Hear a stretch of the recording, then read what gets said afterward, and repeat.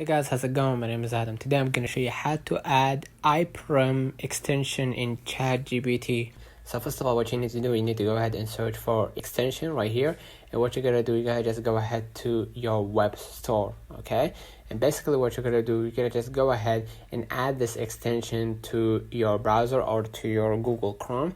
And basically after you add it, you're going to log in with your account on ChatGPT. And basically you're gonna link your account to ChatGPT, and basically you're gonna be able right here to see here is like a visual basically right here you're gonna be able to see a premium ChatGPT prompts, and you're gonna be able right to see SEO